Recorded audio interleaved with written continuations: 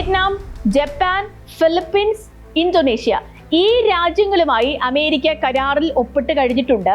ഇന്ത്യയിൽ നിന്ന് അമേരിക്ക വാങ്ങുന്ന ഉൽപ്പന്നങ്ങളൊക്കെ നൽകാൻ കെൽപ്പുള്ളവയാണ് ഈ 4 രാജ്യങ്ങളും. ഇന്ത്യക്കെതിരെ വലിയൊരു നികുതി ചുമത്താൻ ട്രംപിന് ഇപ്പോൾ സാധിച്ചതും ഈ ഒരു പശ്ചാത്തലത്തിലാണ്. അമേരിക്ക പറയുന്ന നിരക്കിലാണെങ്കിൽ മാത്രം കച്ചവടം എന്നാണ് ആ നിലപാട്.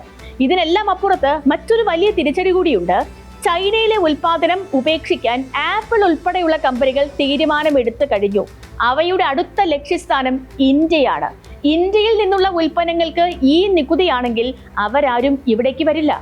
ഐഫോൺ ഉണ്ടാക്കുന്നതിനായി ആപ്പിൾ സഹസ്ര കോടികളാണ് ഇന്ത്യയിൽ നിക്ഷേപിക്കാൻ ഒരുങ്ങുന്നത്. അത്തരം വരവുകളെല്ലാം ഇതോടെ കടുത്ത പ്രതിസന്ധിയിലായി. അമേരിക്കയിലെ വ്യവസായികൾക്കെല്ലാം ഇന്ത്യൻ വിപണി തുറന്നു കിട്ടേണ്ടത് ആവശ്യമാണ്. ഇവിടെ വലിയ നികുതി നിലനിൽക്കുന്നതിനാലാണ് കച്ചവടം സാധ്യമാകാത്തതും. അമേരിക്കൻ ബിസിനസ് ലോബിയുടെ സമ്മർദ്ദം കൂടിയുണ്ട് ട്രംപിന്റെ ഇപ്പോഴത്തെ തീരുമാനത്തിന് പിന്നിൽ. ഉയർന്ന നിരക്ക് ചുമത്തിയാണ് അമേരിക്കയുടെ പ്രവേശനം ഇന്ത്യ തടുത്തു നിർത്തിയിരുന്നത്.